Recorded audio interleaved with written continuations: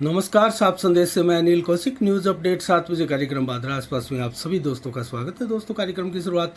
हमेशा की तरह मुख्य खबर से ही करेंगे और आज भी दोस्तों लोकल खबरें नूर बादरा आसपास की खबरें ही हम प्रमुखता से आपको बताएंगे, लेकिन कुछ देश और प्रदेश की भी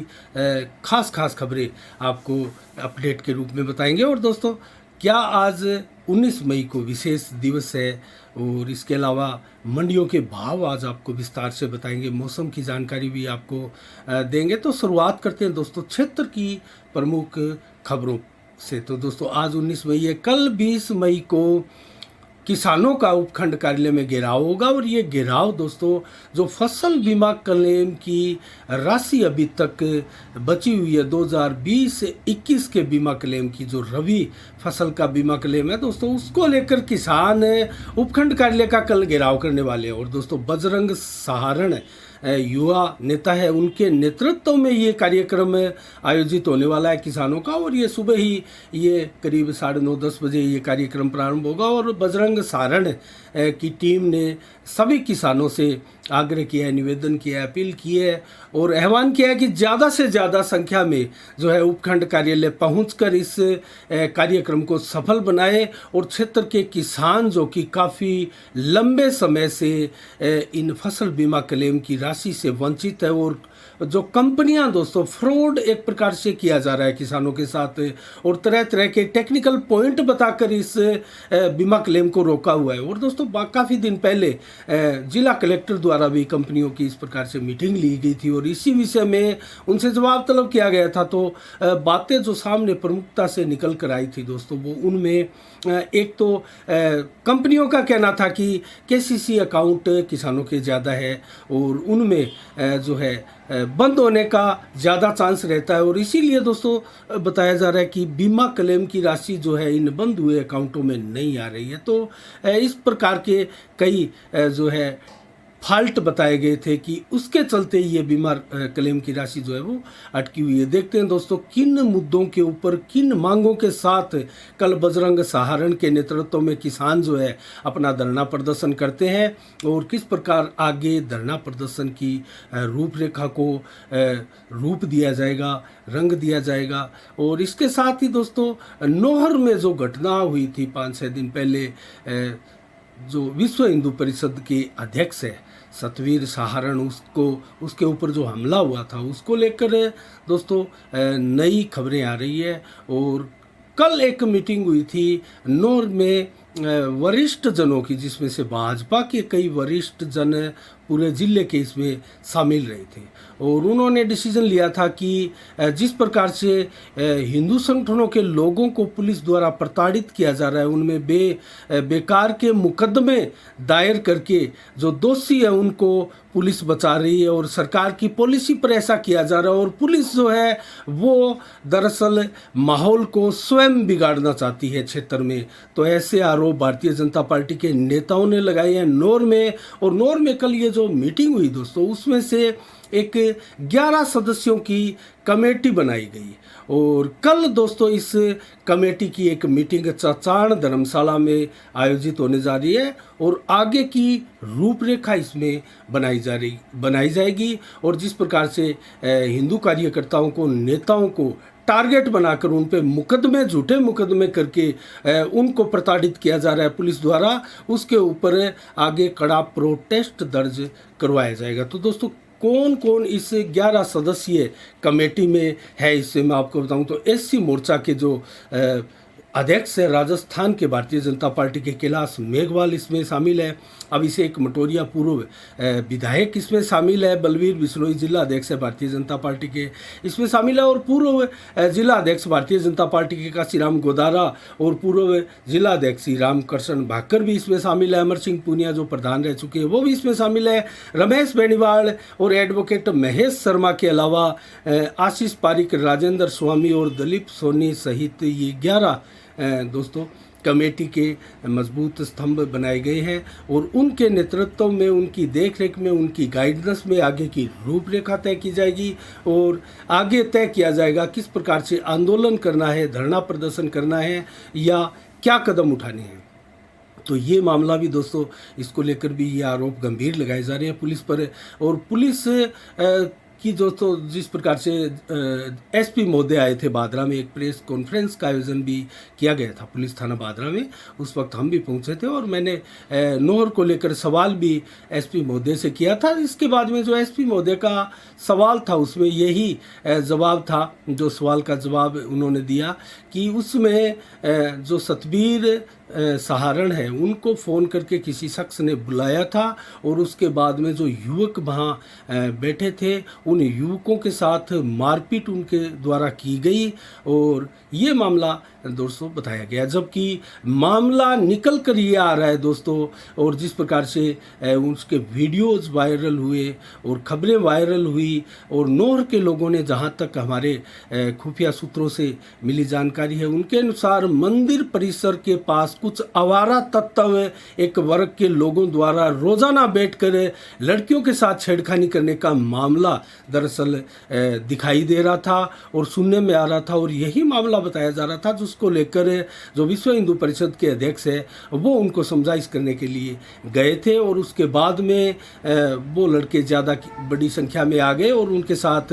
मारपीट की गई। तो दरअसल मामला ये था, किस प्रकार से पुलिस ने इस मामले को बनाया है ये हमें नहीं पता, लेकिन इस बार जो रणनीतियाँ बन रही है इन भाजपा नेताओं की तरफ से कम इनका तो इसी प्रकार कहना है और यही आरोप है कि जानबूझकर हिंदू लोगों को टारगेट बनाया जा रहा है। तो दोस्तों देखते हैं मामले में किस प्रकार से आगे मोड़ आते हैं और पुलिस प्रशासन क्या तत्परता से कार्रवाई इसमें करता है। दोस्तों इसके अलावा अन्य खबरों की ओर भी रुख करेंगे, लोकल खबरें भी हैं और बड़ी खबरों का अगर जिक्र करें तो दोस्तों आज कांग्रेस पार्टी को बहुत बड़ा झटका लगा। चिंतन शिविर के बाद में पंजाब के उनके पूर्व अध्यक्ष सुनील जाखड़ ने कांग्रेस पार्टी छोड़ भी दी और नड्डा की उपस्थिति में, जो कि प्रदेश राष्ट्रीय अध्यक्ष है भारतीय जनता पार्टी के, उनकी उपस्थिति में बीजेपी को ज्वाइन कर लिया। तो दोस्तों ये कांग्रेस को बहुत बड़ा झटका लगा और एक झटका हार्दिक पटेल जो कुछ समय पूर्व ही कांग्रेस में शामिल हुए थे और उसके बाद में उन्होंने भी पार्टी छोड़ दी और अब वो भाजपा की और नरेंद्र मोदी की और भाजपा की नीतियों की तारीफ कर रहे हैं। कयास ये लगाए जा रहे हैं कि वो भी जल्दी भाजपा में शामिल हो सकते हैं। और आज देश की सबसे बड़ी एक और न्यूज़ है दोस्तों, वो है 34 साल पुराने एक मामले में नवजोत सिंह सिद्धू जो कि भाजपा छोड़कर कांग्रेस में गए थे, उनके विरुद्ध सुप्रीम कोर्ट में आज एक फैसला आया। और दोस्तों पहले इसी मामले को लेकर 1000 रुपये का जुर्माना देकर सिद्धू को छोड़ दिया गया था, लेकिन उस मामले की अब सुनवाई पूरी कंप्लीट होकर उस मामले में 1 साल की कड़ी सज़ा दोस्तों नवजोत सिंह सिद्धू को सुप्रीम कोर्ट ने सुनाई है। तो ये मामला बहुत मुश्किलें बढ़ाने वाला है नवजोत सिंह सिद्धू की। नवजोत सिंह सिद्धू को अब संभवतः सरेंडर करना होगा और अगर सरेंडर नवजोत सिंह सिद्धू नहीं करते तो उनको पंजाब पुलिस गिरफ्तार भी कर सकती है। तो इसके अलावा दोस्तों टेरर फंडिंग के एक मामले में भी सुप्रीम कोर्ट ने जम्मू कश्मीर के नेता और अलगाववादी नेता यासीन मलिक को दोषी करार दे दिया गया है। अब ये फैसला सुरक्षित है और जल्द ही इसमें सज़ा सुनाई जा सकती है और वो पुलिस की अभी भी गिरफ्त में है। तो इसके अलावा दोस्तों बांद्रा नगर पालिका क्षेत्र में लगातार व्यवस्थाओं का आलम है और आज भारतीय जनता पार्टी की जो विपक्षी पार्षद है उनकी एक बैठक बीजेपी के कार्यालय में आयोजित की गई। उनमें विपक्षी पार्षदों ने भाग लिया और उन्होंने आरोप लगाया कि जिस प्रकार से नगर पालिका के सफाई कर्मचारियों की पिछले 3-4 दिनों में हड़ताल चल रही है, उसके बाद में पूरे शहर का हाल खराब है और पूरा कस्बा गंदगी का ढेर बनता जा रहा है और किसी प्रकार की आस इस बोर्ड से नहीं है और कई गंभीर आरोप भी इन पार्षदों ने लगाए और अलग से एक वीडियोस भी हमने इसका साफ संदेश माध्यम चैनल पर डाला है, वो आप देख सकते हैं। और दोस्तों उसमें दयानंद खोखेवाला सहित प्रेम जोड़ पार्षद है, हरिप्रकाश शर्मा है, उन्होंने गंभीर आरोप नगर पालिका पर लगाए हैं। तो तो ये मामला भी दरअसल दोस्तों लगातार अव्यवस्थाओं का शिकार हो रहा है भादरा कस्बा, और ये नगर पालिका की वजह से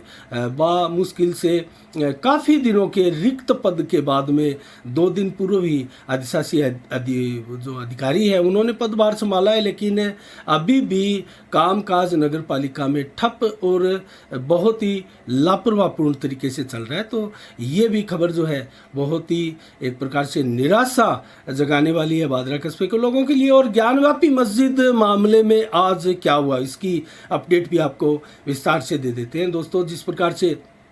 सिविल कोर्ट ने सर्वे का आदेश दिया था और सर्वे रिपोर्ट को सौंप भी दिया गया है दोस्तों। जो सर्वे रिपोर्ट अजय मिश्रा को, जिनको कमिश्नर के पद से हटाया गया था, उन्होंने अपने जो 1 दिन की रिपोर्ट थी वो 2 पन्नों की रिपोर्ट जो है वो कोर्ट को सौंप दिया। और उसके बाद में विशाल सिंह को जो कमिश्नर नियुक्त किया गया था, उनके नेतृत्व में 3 दिन की जो सर्वे रिपोर्ट है वो विस्तार से 14 से 16 पेज की रिपोर्ट ये बताई जा रही है वो सौंपी गई। और उस रिपोर्ट में खास क्या है दोस्तों, दोनों ही रिपोर्टों की जो निचोड़ आ रहा है उनमें जो तथ्य है लगभग समान है, और उनमें एक प्रकार से मंदिर होने के प्रमाण साक्ष्य जैसे दोस्तों साफ साफ लिखे हुए बताए जा रहे हैं। इस प्रकार से ये रिपोर्टें लीक भी हुई है दोस्तों। ये कम से कम इस प्रकार की जो कोर्ट की कार्रवाई है उसमें लीक होना बहुत बड़ी बात है दोस्तों। सवालिया निशान भी इस प्रकार से लगते हैं कोर्टों के ऊपर। तो कुल मिला के इन रिपोर्टों में जो चीज़ें निकल कर आई है और साक्ष्य जो थे दोस्तों, त्रिशूल, कमल का निशान और पुष्प, शंख, कमल के निशान आदि अनेकों देवी देवताओं के चित्र, दोस्तों इस प्रकार की चीज़ें निकल कर आई है जो कि हिंदू देवी देवताओं के मंदिरों के अवशेष इनको हम मान सकते हैं, चिन्ह इनको हम मान सकते हैं। और एक प्रकार से जो शिवलिंग निकला था जिसका विवाद अभी तक थमने का नाम नहीं ले रहा, मुस्लिम पक्ष द्वारा उसको फुहारा बताया जा रहा है, जबकि हिंदू पक्ष के लोगों द्वारा इसको शिवलिंग बनाया जा रहा है। और दोस्तों खासकर इस शिवलिंग के ऊपर कलाकारी करके एक प्रकार से इसको सीमट, अलग से सफेद सीमट लगाकर जो है इसको खंडित करके इसको शिवलिंग नहीं है बोल के इस प्रकार दर्शाया गया था ताकि ये फुहारा लगे। बीच में उसके जगह भी अलग अलग पार्टीशन करके उसको जगह भी बनाई गई है। तो कुल मिला के ये मामला कोर्ट के अधीन है और कोर्ट क्या आदेश करता है, कोर्ट इसमें क्या किस साक्ष्य को किस अहमियत के साथ देखता है और उसकी बारीकी से पड़ताल करके अपने फैसले पर पहुंचता है, वो फैसला जनता के सामने, देश के सामने रखता है दोस्तों। ये अहम बात है। और फिलहाल मैं आपको बताऊं तो निचली कोर्टों के फैसलों पे और सुनवाई पर सुप्रीम कोर्ट ने आरोप वो जो है बेल लगा दिया है, और बेल लगाकर ये कल जो कार्रवाई है स्वयं सुप्रीम कोर्ट आप इसमें सुनवाई करेगा। और दोस्तों बहुत बड़ा मामला है और 2 वर्गों की एक प्रकार से भावना इसमें छिपी हुई है। तो कुल मिला के भावनाओं का भी सवाल है और देश की एक प्रकार से अखंडता का भी सवाल है। तो कुल मिला के माना जाए इस मामले में तो अब सुप्रीम कोर्ट ही अपने हाथ में ये मामला ले रहा है और इसकी सुनवाई करना चाहता है, और जैसा कि मुस्लिम पक्ष भी चाहता था। और जिस प्रकार से याचिकाएं लगी है जो नंदी और तालाब के बीच में जो शिवलिंग मिला था तालाब के बीच में, उनके बीच में जो एक दीवार है उस दीवार को तोड़ने की हिंदू पक्ष द्वारा जो मांग की गई थी, उसके बाद में मुस्लिम पक्ष का भी जवाब आया कि इस दीवार को तोड़ने से जो है वो भावनाएं आहत होगी मुस्लिम समाज की और ये इससे मस्जिद जो है वो गिर जाएगी, मस्जिद का ढांचा जो है वो ढह जाएगा। इस प्रकार की बातें आ रही है। तो देखते हैं सुप्रीम कोर्ट इस मामले में कल क्या फैसला लेता है, किस प्रकार की सुनवाइयाँ चलती है, और जो साक्ष्य थे वो सारे के सारे सर्वे के कोर्ट में पेश कर दिए गए। अब कयास लगाए जा रहे हैं और वकीलों द्वारा मीडिया को आकर बार बार जो है वो अपने बयान दिए जा रहे हैं और एक प्रकार से इंटरव्यू दिए जा रहे हैं। और कुल मिला के अब क्या आगे होने वाला है ये भविष्य के गर्भ में है, लेकिन कुछ दिनों बाद स्थिति स्पष्ट हो सकती है। इसके अलावा दोस्तों एक अन्य खबर की ओर आपका ध्यान दिलाएं तो जय दादी संबा सती जो मंदिर है दोस्तों, प्राचीन मंदिर है गणेशपुरावास में, विनोद सैनी समाज सेवी इसकी काफ़ी लंबे समय से इस मंदिर की देखरेख करते हैं और उनमें विकास कार्य भी तमाम तरह के मंदिर परिसर में करवाए। और दोस्तों विनोद सैनी एक प्रकार से समाज सेवी की भूमिका में कस्बे में अग्रणी स्थान भी रखने लगे हैं, क्योंकि उन्होंने गणेशपुर आवास में दोस्तों स्कूल भी गोद लिया और उनमें हरा भरा करके वृक्षारोपण अभियान चला के और कुल मिला के रंग रोगन आदि अनेकों विकास कार्य के काम भी करवाए। और जो शमशान भूमि है, कल्याण भूमि है गणेशपुर आवास की, उसको भी दोस्तों एक प्रकार से पूरा विकास उसमें करके पेड़ पौधे का अभियान चलाकर और निर्माण आदि करवा के उसको बहुत शानदार तरीके से डेवलप किया है। और इसके अलावा भी एक दो मंदिर भी गणेशपुर आवास में बनाए गए हैं और साफ सफाई आदि अनेकों कार्य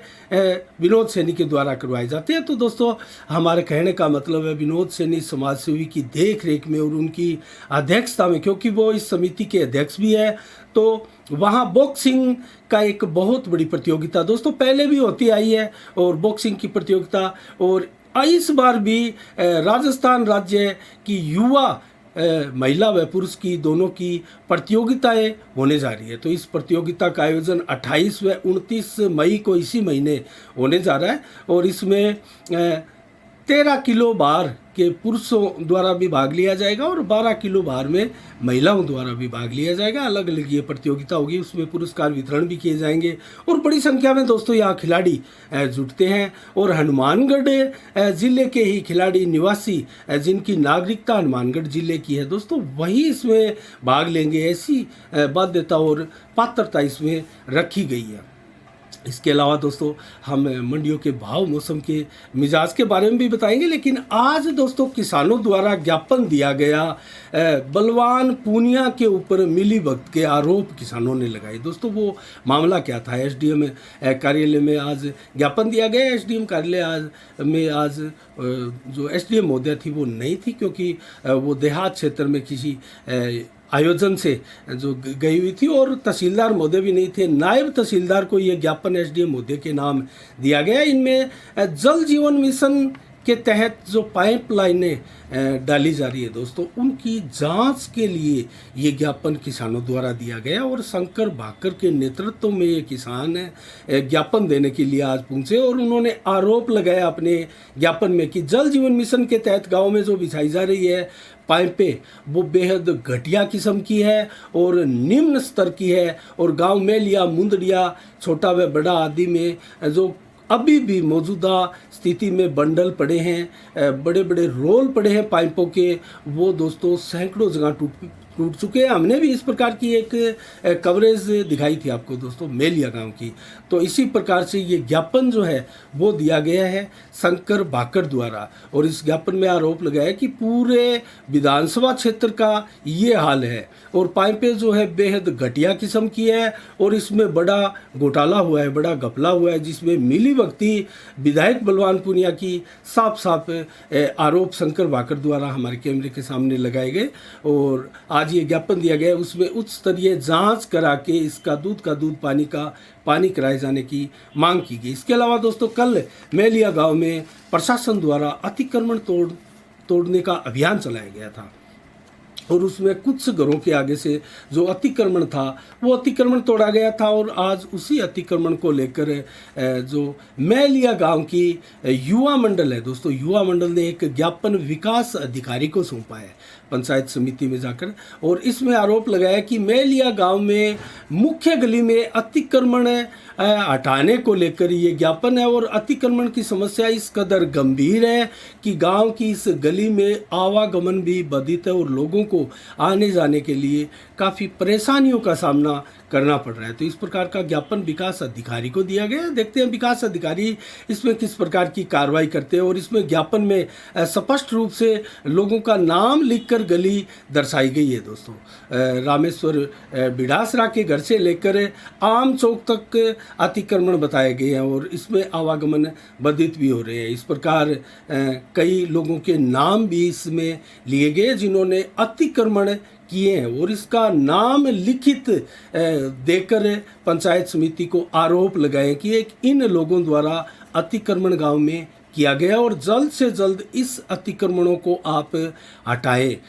अन्यथा हम आगे कार्रवाई करेंगे और धरना प्रदर्शन आंदोलन करेंगे। क्योंकि दोस्तों, दलितों के मकानों पर जिस प्रकार से अतिक्रमण का पंजा चला था और उनके अतिक्रमणों को तोड़ा गया है, तो इस प्रकार गाँव में हमने पहले भी कहा था दोस्तों, ये संभवतः इसमें रंजिश की बू आती है। क्योंकि रंजिश की बू इसलिए आती है क्योंकि गांव में दोस्तों जिस आबादी में पट्टा किसी का ना हो, कागज़ किसी के पास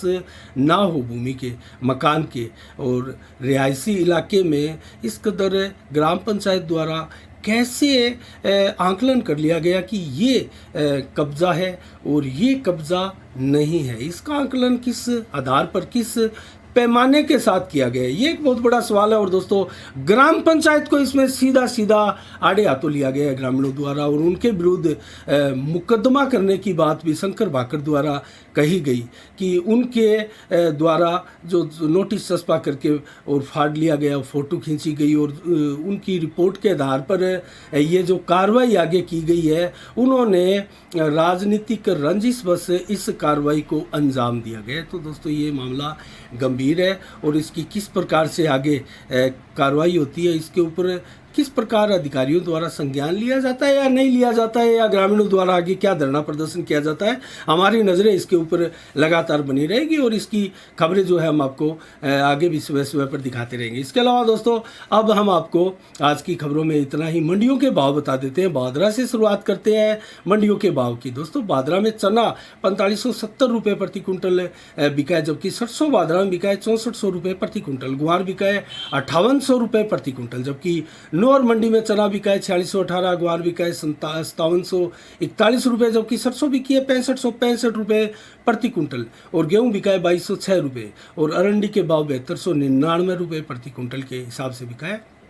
और राउतसर मंडी में दोस्तों आज मोठ बिके हैं 7101 रुपये, जबकि तिल बिके हैं 10,000 रुपये प्रति कुंटल। मूंग 5300 और ग्वार की बोली 5711 लगी है, जबकि गेहूं 2151 रुपये प्रति कुंटल बिका है। आदमपुर मंडी में नरमा 13,285, सरसों बिकी है 6699, जो बिकी है यहाँ 2660, जबकि अरंडी बिकी है 6851 रुपये और ग्वार के भाव 5801 रुपये, जबकि शिवानी मंडी में सरसों 7000 रुपये प्रति कुंटल बिकी है और नरमा बिका है 12,800 रुपये। दोस्तों, नरमा और गेहूं के भाव में कुछ कमी आज देखी जा रही है और सरसों के भाव में भी काफ़ी कमी। आज चना बिका है शिवानी मंडी में 4675, सरसों बिकी है 6300, मूंग बिकी है 5700 रुपये प्रति कुंटल और मोट 6500, गेहूं 2050 और बाजरा बिका है 2200 रुपये, जबकि जौ बिके है 2650, तारामीरा 5550, मेथी बिकी है 5700 रुपये प्रति कुंटल और भट्टू मंडी में चना बिका है 4549, ग्वार बिका है 5470, जबकि नरमा बिका है 13,200। इलाहाबाद मंडी में ग्वार बिका है 5500 रुपये प्रति घंटा, नरमा बिका है 13,200, सरसों बिकी है 6828 रुपये, जबकि चना बिका है 4551 रुपये 91 रुपये माफ कीजिएगा प्रति कुंटल और गेहूं बिकी है 1980 रुपये प्रति कुंटल, जो बिके 2650 रुपये प्रति कुंटल। तारामीरा का भाव यहाँ उच्चतम रहा 5300 रुपये प्रति कुंटल, जबकि मेथी यहाँ 4750 रुपये प्रति कुंटल ही बिकी है और अरंडी के भाव यहाँ 7100 रुपये प्रति कुंटल तक रहा है और मूंगफली 5257 रुपये प्रति कुंटल, जबकि नज़दीकी हरियाणा की सिरसा मंडी में नरमा 13,975 रुपये और सरसों बिकी है 6430 रुपये, ग्वार बिका है 5740 रुपये। गोलूवाला मंडी में गेहूं 2150, ग्वार 2525, जौ के भाव 2700, सरसों के भाव 6526 रुपये प्रति कुंटल, जबकि विजयनगर मंडी में सरसों बिकी है 5890 रुपये, गेहूँ बिका है 1900 रुपये और चना बिका है 4611, ग्वार बिका है 5330 रुपये प्रति कुंटल, जबकि तारामीरा का भाव जो है वो 5280 रुपये प्रति कुंटल रहा है। और गंगानगर मंडी में सरसों बिकी है दोस्तों 6701 रुपये प्रति कुंटल, ग्वार बिका है 5500 रुपये प्रति कुंटल, जो बिके है 3000 या सर्वाधिक भाव मिले हैं गंगानगर मंडी में। जौ को दोस्तों उच्चतम भाव 3000 है और गेहूं भी यहाँ 2791 रुपये प्रति कुंटल बिकी है गंगानगर मंडी में। इसके अलावा अनूपगढ़ मंडी में सरसों 6630,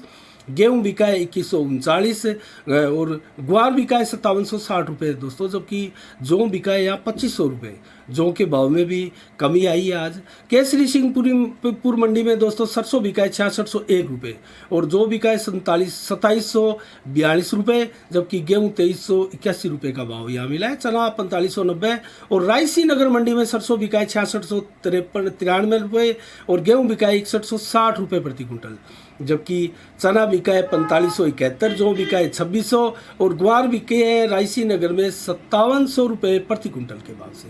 तो नज़दीकी कस्बा राजगढ़ सादुलपुर में ग्वार बिका है 5935 रुपये, चना बिका है 4650, मूंग बिके हैं 5900 रुपये प्रति क्विंटल, जबकि मोठ बिके हैं 6700, गेहूँ बिकी है 2200 रुपये प्रति क्विंटल, जौ बिका है 2700, बाजरा बिके है 2200 रुपये, सरसों बिकी है 7000 रुपये प्रति क्विंटल, जबकि आज की अंतिम मंडी संगरिया में सरसों बिकी है 6615 रुपये प्रति क्विंटल और ग्वार बिका है 5975, जौ बिकी है 2560 रुपये, जबकि गेहूं बिका है यहाँ 2121 रुपये प्रति क्विंटल। तो ये रहे दोस्तों मंडियों के आज के भाव। मौसम का मिजाज आपको बताए तो आज दोस्तों चिलचिलाती धूप पड़ी और टेम्परेचर आज 45 डिग्री तक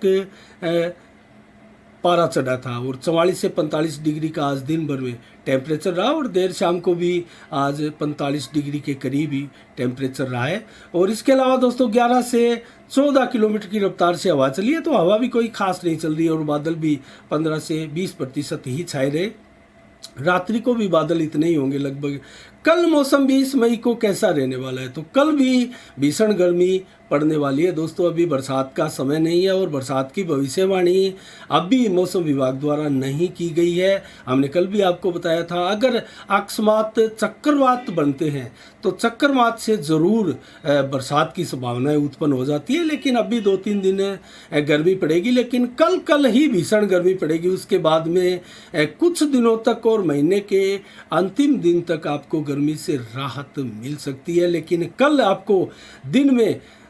33 से 43 डिग्री टेम्परेचर सुबह और दोपहर को 45 से 47 डिग्री टेम्परेचर का सामना करना पड़ सकता है और शाम को भी 39 से 46 डिग्री टेम्परेचर कल देर शाम तक भी रहने की संभावना है। 28 से 36 किलोमीटर की रफ्तार से हवाएं चलेगी, तो ये हवाएं संकेत कर रही है और कुछ जो देर शाम को परिवर्तनशील मेघ आने शुरू होंगे उससे भी आप अंदाज़ा लगा सकते हैं कि उसके बाद में गर्मी से कुछ राहत आपको मिल सकती है। तो 30-40% बादल दिन में छाए रहेंगे, शाम को ज़रूर 90% बादल छाएंगे, लेकिन उसके बाद में रात्रि को फिर 15-20% ही बादल आसमान में छाए रहेंगे और रात्रि को हवा जो है वो 28 से 29 किलोमीटर की रफ्तार से ही चलेगी। तो कुल मिला के ये रहे आज के शाम के 7 बजे के कार्यक्रम की खबरें, मंडियों के भाव, मौसम का मिजाज। और कल ठीक शाम 7 बजे फिर आपसे रूबरू होंगे नई खबरों के साथ, नए समाचारों के साथ, नई समीक्षा के साथ।